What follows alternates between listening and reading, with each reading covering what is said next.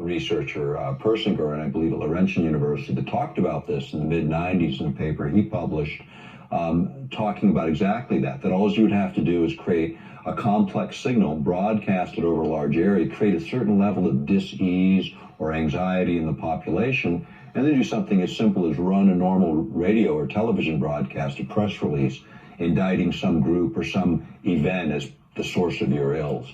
And a certain amount of this public sentiment would then drift that direction.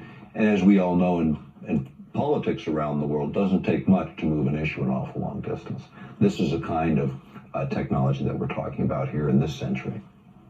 Is there any evidence that they use these types of technologies or same things that they've used against the Iraqi military domestically in these protest groups? Well, there actually was in Great Britain in an issue dealing with public protests back in the 90s. There was a technology used. It was an infrasound device that actually scattered the crowd.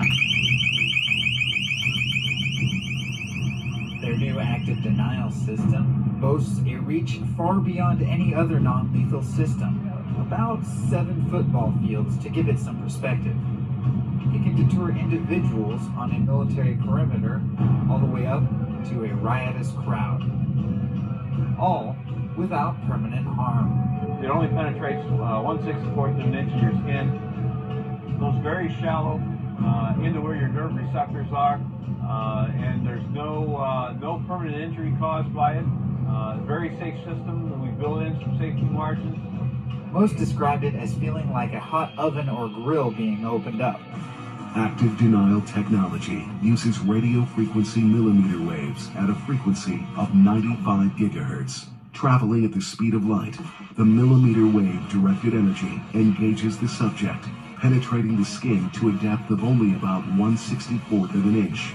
The beam produces an intolerable heating sensation, compelling the targeted individual to instinctively move. There was another one developed that's been sold actually to the military for perimeter protection, and that was actually won the Lemelson MIT Prize in 2005.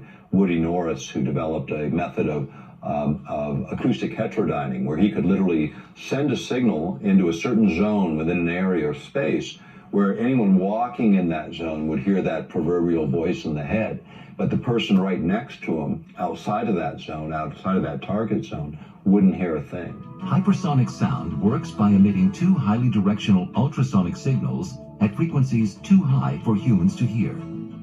As these signals mix in the air, however, a column of audible sound is created. Norris envisions using his invention for everything from surround sound units to museum displays. All of those kinds of illusionary things associated with schizophrenia, you could actually impose on someone, and they would know the difference between the artificially imposed sound signal and that proverbial voice in the head. In your book, you talk about cyclotronic resonance. What is cyclotronic resonance? Cyclotronic resonance, again, the idea of the brain being able to lock onto these external signals and actually begin to mirror them. This frequency following response, this idea of being able to lock onto an external signal is taught in every university that teaches psychology at a high level. And they tell you, you can calm a person by flickering light, you can agitate a person, you can create virtually any emotional state. In fact, Delgado at Yale University, starting in the 1960s, worked in this area. By the time he hit the mid-80s, he had figured out that using radio frequency energy, the stuff of HAARP, but at 1/50th of what the Earth naturally produces, which, just to put that in perspective, man produces 200 million times more radio frequency energy than the Earth produces right now around every one of us at this instant. So 1/50th of what the Earth produces is enough to influence the behavior of human beings without any kind of implanted device or mechanical or electronic device attached to a human being, just by manipulating radio frequency energy alone. Now that was mid-80s. Where we've gone from there are great leaps. And when you look at where the research initiatives are being funded by DARPA and others, it's surrounding better ways to get higher and higher resolution. And if you think about it, from the standpoint of computer power and the ability to take a signal and manipulate that signal. Just look at the last 30 years in terms of what's happened with computing. And this is where your resolution gets finer and finer and finer and finer, where we're not just looking at gross emotional states, but being able to hone in on specific ideas, thoughts, frameworks, and build those through a technology that the Air Force now refers to as controlled effects, overriding all of the five senses, sight, sound, all of them, overriding them so that they can create complete illusions that you can't separate from an actual memory set. So you imagine synthetic memory. What will that do to the justice system around the world? What will be evidence in 20 or 30 years? And how will you determine what was synthesized and what was really experienced? This is the nature of the technology. A lot of the research is actually even being done in terms of brain research for post-traumatic stress syndrome. How do we wipe these memories out? Now that's a pretty important technology if you think about the flip side of that. Why would you want to? And what else would you wipe out? And what else could you do with that? And who will do it, and who will determine what goes in your brain, what stays in your brain? And is this the purview of governments? Is this what governments should do? You know, in terms of the legal framework for using technology that would influence human behavior, there really isn't any. I mean, if you think about it, in fact, when we went to the European Parliament on these issues back in the late 90s, that was one of the outgrowths of it. In fact, in their resolution dealing with security and disarmament, which passed, I believe it was January 1999, is the most comprehensive document ever on security and disarmament produced by the European Parliament. One of the sections, there were actually 4 sections that dealt with HARP, and then there was a 5th section that we were able to get into the record, which dealt with mind effects, mind control technologies, and that treaty dialogue should begin in this area, that this is an area where there is no treaty. There is a huge gap in terms of where this technology has gone, and the fact that the legal frameworks are not there to protect people on a domestic level or internationally. The Russian Duma passed resolutions in 2002 asking for the same things.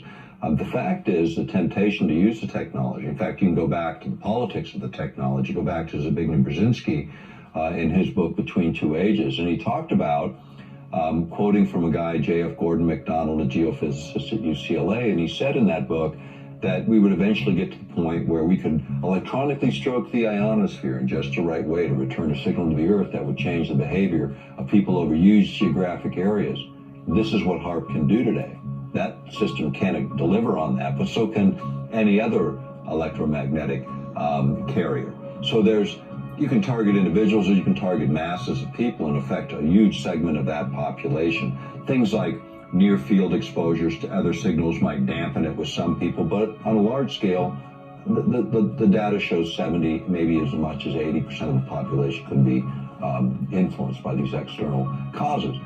The thing is, without legal framework, would the government do it? Absolutely yes. In fact, in 2006, the Air Force, the United States Air Force, revised their protocols for human experimentation. And on page 9 of that, they actually call out who's authorized on mind control experiments. And they use those words in their document in 2006. And what they say is it has to be approved by an undersecretary of the Navy or Assistant Secretary of the Navy.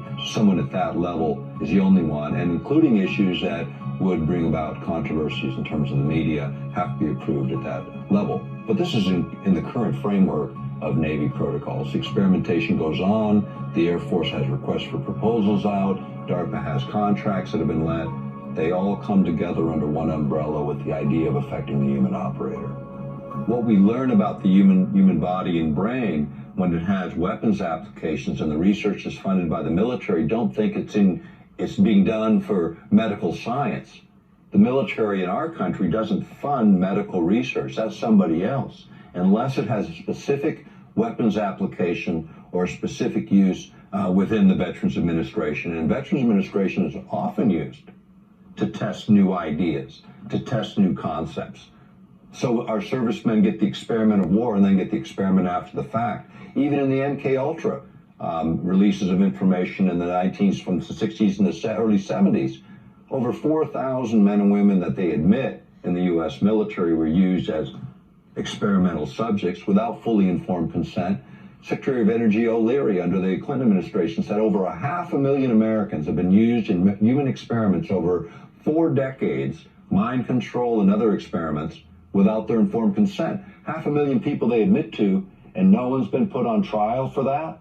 No one's been held accountable for that. I think most Americans find that highly objectionable, that no one's been held accountable for invading the very essence of who they are as human beings.